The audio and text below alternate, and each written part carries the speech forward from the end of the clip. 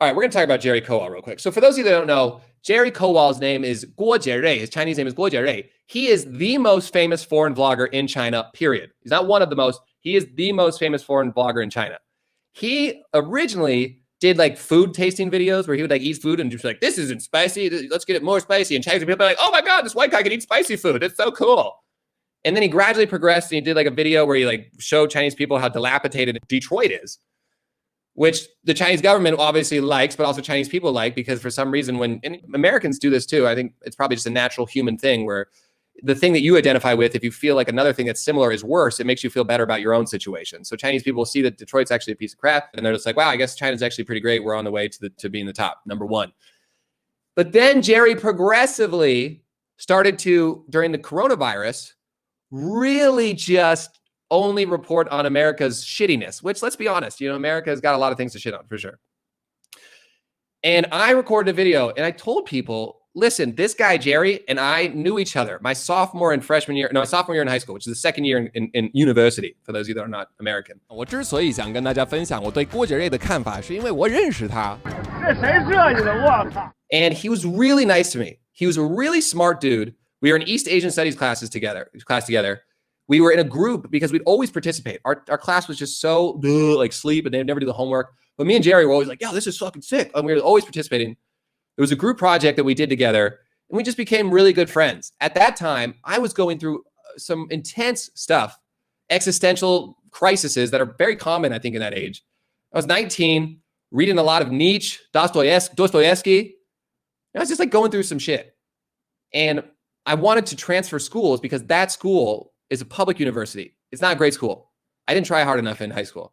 And I wanted to transfer. As soon as my friend group knew I was transferring, they progressively distanced themselves from me. When I told Jerry this, Jerry was very encouraging. Jerry and I would go to the the library all the time, and we would just read and study and do homework and help each other, write essays and stuff. We were very intellectually curious guys. And so we just really got along, like really well. Like we were really close to each other. And then I transferred. And Jerry and I basically don't really talk that much over the course of 9 or 10 years. It's like probably 8 years actually at this point. And one day my roommate walks in, my Chinese roommate. He's like, dude, have you ever considered doing this stuff? And he shows me a video and it's Jerry Kowal, who didn't know any Chinese when I knew him. But when I left the school, he was like, I think I'm going to try and study Chinese as well. I'm like, good luck, bro. Here he is, the most famous foreigner in China. He spent a fourth of the time I spent learning Chinese, an eighth of the time learning Chinese that I did, but he's become 800 times famous, more famous.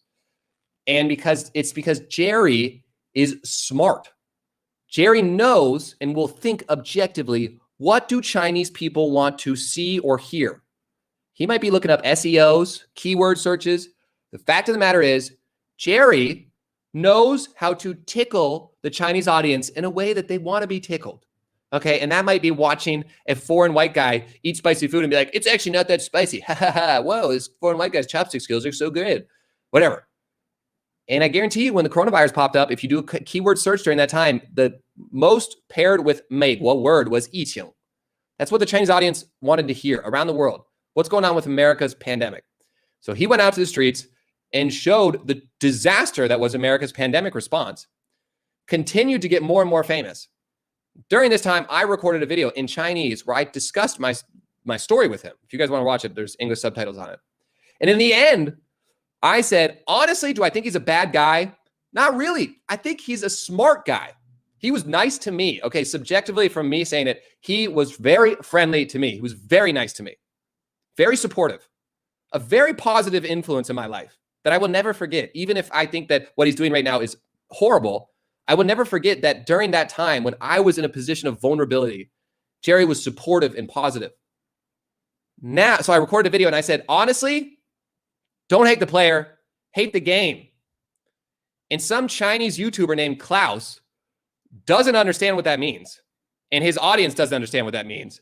And he made a straw man argument, which if you don't know what that is, it's a logical fallacy of when someone takes your argument and changes little details of it so people might not realize that it's actually a different argument completely. And then they attack the other argument that they've manipulated because it's easier. It's a straw man. You can punch at it. It's very easy. And when I say don't hate the player, hate the game, I hope that the Chinese audience realizes the game is you. The Chinese audience is the game. It's the taste of the Chinese audience that he is satisfying, okay? The last video I did, the rise of MC LeLe, you bet your ass I'm satirizing those CCP shills for sure. But I'm satirizing the Chinese audience. Why is it that if I can recite an essay like Zhu Ziqing's Cong Cong, if I can do that essay recitation, which I can from top to bottom, China, it will not go viral. Chinese people will be like, I guess it's okay, but it's not TikTok. But as long as a white guy comes on camera and tells you how shitty America is and how awesome 中国厉害国 is, that everybody likes it. China, you're awesome. This one's for you. 5-star red flag. I'm so proud of you. The Chinese audience's tastes are to blame for Jerry. So I hope Chinese audience realizes that. At Rise of MC LeLe, I'm satirizing you. Because if I was able to become viral by doing stuff like reciting poetry or being good at Chinese, it would have been a completely different story. But the Chinese audience doesn't want that, especially now with this Han chauvinism that's being pushed down their throats. So if you really want to analyze the statement, don't hate the player, hate the game, you could say the game is the Chinese audience, but you could also say the game is the Chinese Communist Party, because the Chinese audience has a bad taste in entertainment because they don't have access to truth. They don't have access to like freedom of information. So their taste cannot even have the opportunity to mature. It stops at this very simple, it's like a drug where I want to watch a white guy tell me that my life isn't as shitty as I think it is, because then I can feel better for this day and I can get through this horrible freaking day in this life that I cannot stand. As long as this white guy tells me that China's actually good, that the things I'm feeling, I'm perceiving is not true, China's actually getting better, then I can at least temporarily get through this day. It's an opiate. Jerry's content is an opiate for a Chinese audience. It'll temporarily make you feel like things are not that bad. It will make you feel good and warm and comfy. But that's not me. LeLe Farley Productions, I'm a comedian and a rapper. I'm here to challenge you. I'm also here to be challenged because I'm a curious person and I search for truth. Jerry is not searching for truth. Jerry, I don't think he's searching for money either. This is the weirdest thing. This is the thing I cannot understand about what Jerry's doing right now. I just don't get it. Because Jerry is rich. He comes from a very rich family. Okay, he's a fuardai. He was already making tons of money before the pandemic, before he just went back to China. Now he's going to make even more. But the more money he makes, the more he has to sell out to the Chinese Communist Party. So the Jerry I know, does he feel shame in doing that? Why is he doing it? I'll give you my opinion, okay? My opinion. I think he's probably trying to impress someone, and I would guess it's his father. I've never met Jerry's father. I don't know who Jerry's father is. I don't know who he is. Never met him. I just, as a millennial man, am telling you that if Jerry, who comes from wealth, is still willing to get on his knees and put the Chinese government's dick deeper and deeper down his throat, there's got to be a reason that's not just wealth. It cannot just be materialistic wealth.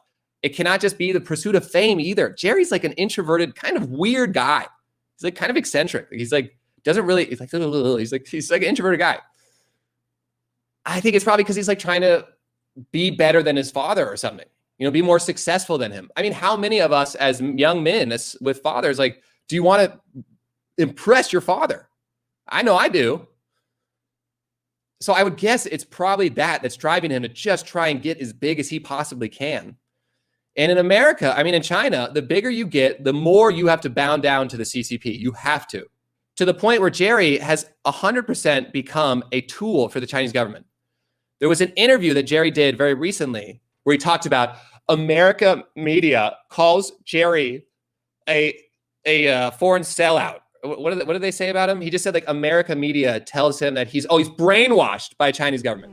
但所以我自己的国家真要批评我，但是美国媒体每次联系我就是你被中国洗脑吗？真的，对，所以这个真的让我觉得美国媒体有问题，所以完全没有压力，我不在乎他们是假的新闻。He just very generalizes American media saying that I'm brainwashed by China, and all those Chinese people that don't want to accept reality that they might feel or see that and they're like, oh, wow, American media, Jerry's so objective, and American media is trying to shit on him. They really are evil. I can't trust anything they say. It's a very carefully crafted tool to help manipulate the minds of Chinese people. Jerry is 100% a tool of the Chinese government now. He's 100%. And if you want to criticize his moral and ethics for that, be my guest. But if you think it's only Jerry that's selling out to the Communist Party, you're out of your goddamn mind. Look at what John Cena did. Like, look at what LeBron James did. People bowing down and selling out to the CCP is the norm. And we as a society have a responsibility to put the correct amount of pressure on people to make them think like, hey, maybe you shouldn't support a government that is committing genocide. Maybe you shouldn't do that. But as a society, if we lack a coherent message, if we lack a coherent way to view something like the Chinese Communist Party, then people like Jerry, people like John Cena will be able to slip through the cracks, still make tons of R&B, and not feel shame about selling yourself to an evil totalitarian government. And you should feel shame for that. And if you love Chinese people, if you love Chinese culture, I don't know how you can do what Jerry does. And honestly, Jerry doesn't give a shit about China or the Chinese people. He doesn't care about you at all. If he did, his language skills would improve. His language skills have not improved at all. If anything, they've gotten worse because he doesn't care about actually connecting with his audience. He cares about using the Chinese audience to get more prestige, more wealth, and maybe impress his father. That's my guess. Okay, this is my armchair psychologist guess. But the fact of the matter is he's not the only one. Okay, he's not the only one. You want to go at Jerry for what he does, you should also go at John Cena. You should go at all these other shills. And at the end of the day, Jerry does this stuff. I'm not gonna pretend like that dude didn't have a tremendously positive impact on my life. I don't think that he's a bad guy. The guy I know. Now, I haven't talked to Jerry in a while, a long time. So I don't know, a lot of people change, especially in their 20s. But